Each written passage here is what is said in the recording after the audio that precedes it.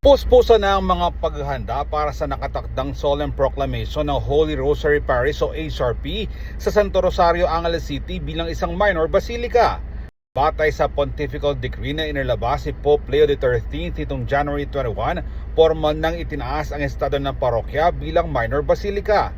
Ayon kay Jeff Buwan, coordinator ng Parish Pastoral Council ng HRP, noong Pebrero pa nagsimulang maghanda ang parokya kasamang LGU, business sector at iba pang grupo sa lungsod.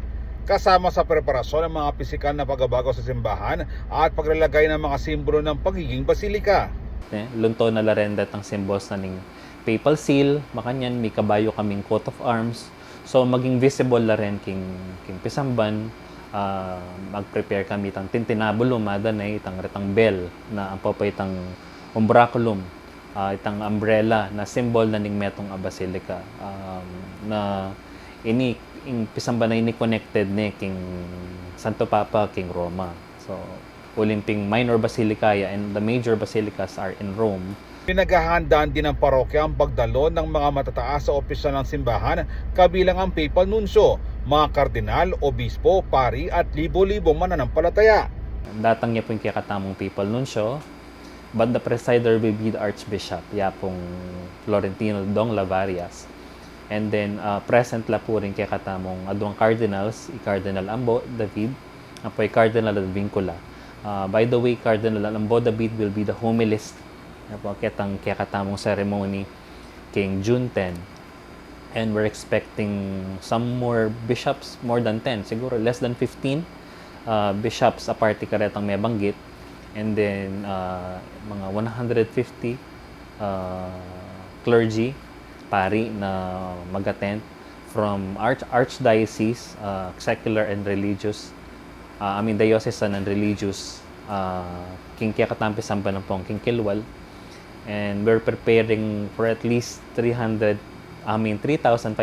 guests. Bilang pagpapahalaga sa pagkakaisa ng simbahan, wala raw ilalang hiwalay na upuan para sa mga VIP, opisyal at iba pang panauhin sa loob ng simbahan.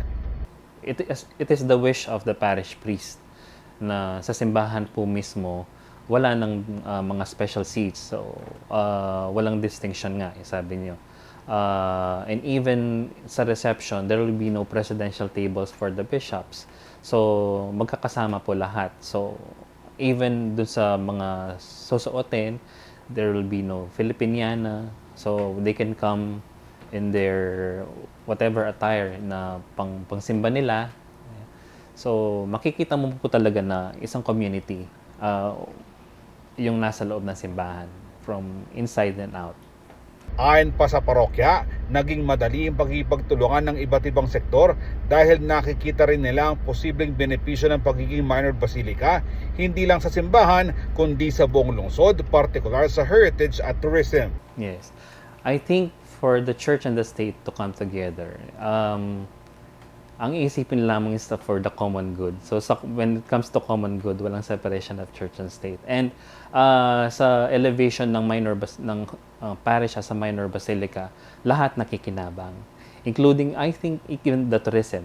Partly heritage din ito eh. So kaya ang dali para sa LGU na makipag-partner dahil nakikita nila yung advantage sa city as a community, na hindi lang siya sa parish community, but the city as a whole. Bukas sa mga mananampalataya ang makasaysayang proklamasyon na gaganapin sa darating na June 10. Pagkatapos ng seremonya, formal nang tatawagin ng Holy Rosary Parish bilang minor basilica and parish of Our Lady of the Most Holy Rosary. Ako si Jody Dizon Mercado para sa CLTV 36 News.